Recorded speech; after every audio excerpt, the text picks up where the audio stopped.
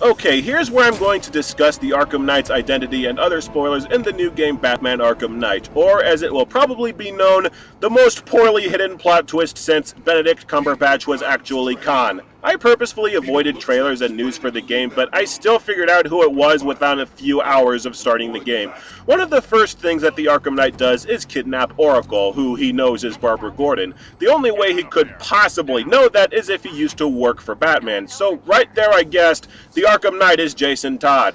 There's absolutely nobody else that it could be. There's nobody else in the Batman mythology, to my knowledge, who used to work for Batman and then became a supervillain. What really sealed it was, at about the 60% completion point of the main story campaign, you're shown flashbacks of the Joker torturing Jason, this character that has never been so much as mentioned in these games outside of an obscure reference in DLC from Arkham City up until now. Even people who have no idea who Jason is can probably figure out he's the Arkham Knight by the fact that the game is suddenly introducing this new character for no reason. For those of you who have no idea who I'm talking about, Jason Todd was the second Robin, recruited by Batman after Dick Grayson left to become Nightwing. Jason had rage issues that were meant to give him a more fleshed out character, but fans just ended up hating him. After a reader's vote, Jason was kidnapped and killed by the Joker in an event called A Death in the Family. In 2005, the Superboy of an alternate dimension punched reality and brought Jason back to life. I am not kidding. Jason took on the alias of the Red Hood, the alias the Joker used before he became the Joker. Red Hood started out as a Batman villain, and then, depending on who was writing him, he was either a villain or a gun-toting anti-hero. They tried to turn him back into a hero in the series Countdown to Final Crisis, but Countdown was so awful that it was almost immediately retconned out of existence. After a few years of not really knowing what to do with him, they said screw it and just made him a straight ally of Batman in the New 52 universe-wide reboot. What it all boils down to is that Rocksteady didn't so much create a new character as they did rename and repurpose an old one. And considering that the Arkham Knight was supposed to be, and I quote, completely original, Batman has not encountered him before, so this is a completely original design and role that the Arkham Knight brings. I wonder how late into the game's development they decided to make Jason the Arkham Knight. I guess I shouldn't bitch about it too much because all they really did was use the Red Hood as the main villain and change his name to try and preserve a classic twist, but it still feels like a blatant advertising bait and switch.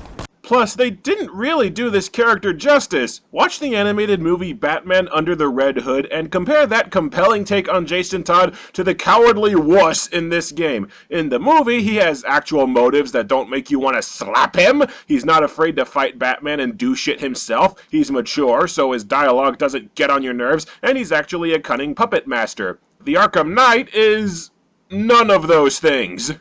Jason's story in this game is that he was captured by the Joker, who then sent Batman a videotape showing Jason's death. But it was faked. The Joker actually kept Jason alive and tortured him for over a year until he loathed and despised Batman. In particular, he was pissed that Batman ended up recruiting a new Robin less than 6 months after his death. Enraged that Batman didn't magically know that he was still alive and come to save him, Jason dedicated his entire life to killing Batman for revenge and named himself the Arkham Knight because the Joker kept him in an abandoned wing of Arkham Asylum. So the bad guy is a whiny, emotionally stunted teenager who blames his father figure for all his problems. Can you see my point about how this guy isn't the most compelling or threatening villain in this game? I feel like the story would have been much better if they hadn't saved the reveal of the Arkham Knight's identity until the end of the game, so that Batman would have to confront the guilt and grief of his biggest failure over the course of the game, instead of just revealing this identity before the boss fight and shortly before the end of the overall game, so that Batman doesn't really have any time to contemplate it at all.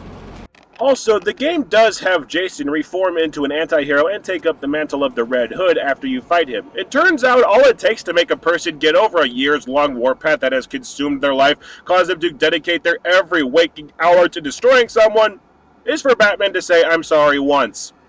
I'm serious. You fight Jason, Batman says sorry, and we don't see him again up until the ending when he helps Batman escape from Scarecrow, and then he's never seen again. All of the interesting development happens off-screen. Also, Batman, Oracle, and everyone else seems pretty content to just let Jason go and be redeemed after he raised an army that killed Lord knows how many people on his behalf, and tried to help Scarecrow create a bomb that would have killed the entire east coast of the United States.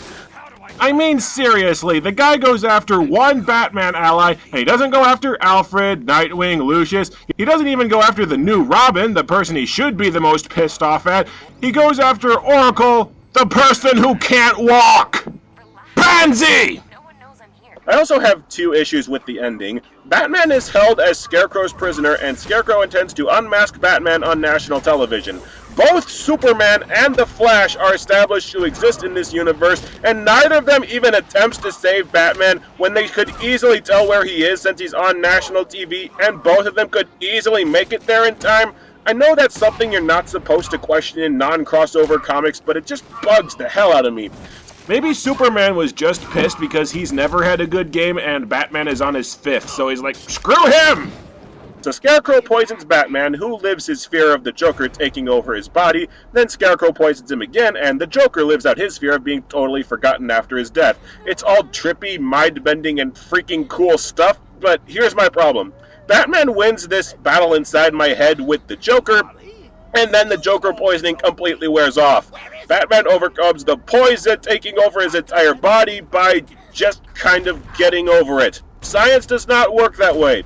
So that's how the two main plots of the game end up. The mystery of the Arkham Knight can be solved by anyone who's familiar with Batman hours before they're supposed to, and the much more interesting plot is basically resolved with a total cop-out.